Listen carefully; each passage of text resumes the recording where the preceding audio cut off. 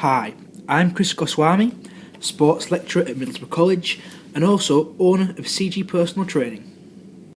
This video will look at your ability to understand how to form effective working relationship with clients, but also how not to overstep the boundaries and by what guidelines you're supposed to deal with. So, take 30 seconds and ask yourself, why is it important to form effective working relationship with clients? 30 seconds starts now.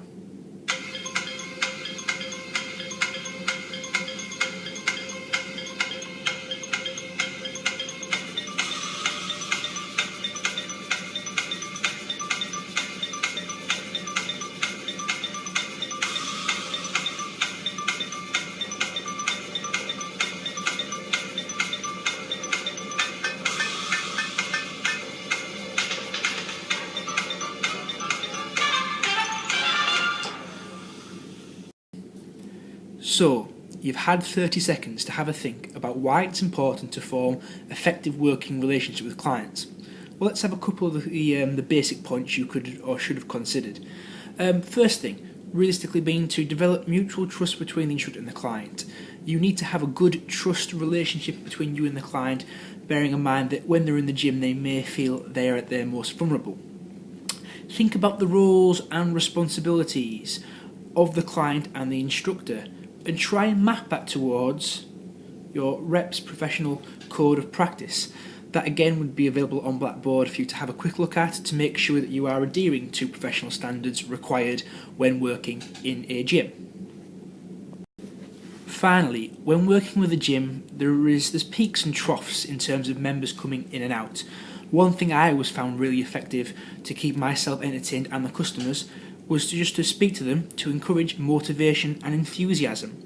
This has a really good knock-on effect with the retention, the adherence, satisfaction and success of the clients. Therefore, get out on the gym floor, get talking, get to know, and all the business side of things will take care of themselves. The first question you'll get as part of this assessment is, list 3 ways which you can make a positive impression on clients. So you've got to think in ways and methods in which you can make yourself and the company or organisation you represent appear in a very positive light. Firstly, think about your professional conduct. Think about the way you dress and the way you behave. For example, always have the correct attire and work uniform on at all times, and think about your behaviour on and off the gym floor, not lounging around behind the desk or doing things you shouldn't be doing. Next, think about respect for your clients, which also reflects in equal opportunities. Everybody should be dealt with complete respect regardless of where they come from or who they are.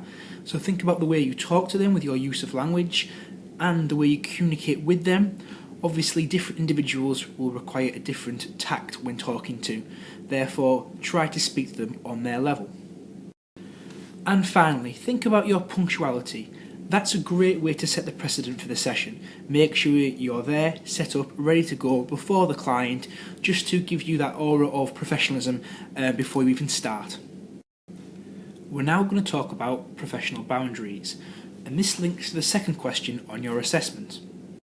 To answer this, you need to explain what you understand by the term professional boundaries, but also making sure that you understand that you're abiding by the ethical code of practice laid down by reps.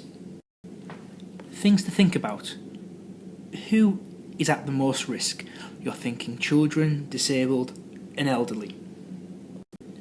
You also need a very strong awareness of what constitutes boundaries and violating those boundaries. Some simple things, touching clients and also confidentiality.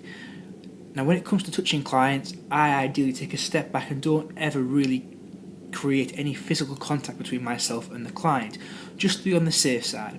Other things to think about are also social media contacts and networking and the lines of that, and not having relationships with your clients in the gym to make sure you're professional at all times.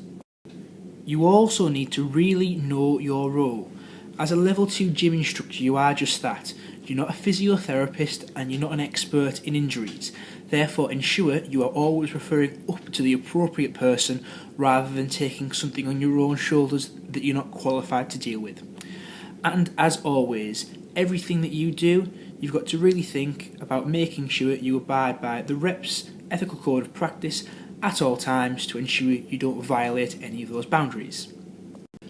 With this video, you should now be able to answer question 1 and 2 of the Know How to Support Clients Who Take Part in Exercise and Physical Activity worksheet that is now available on Blackboard.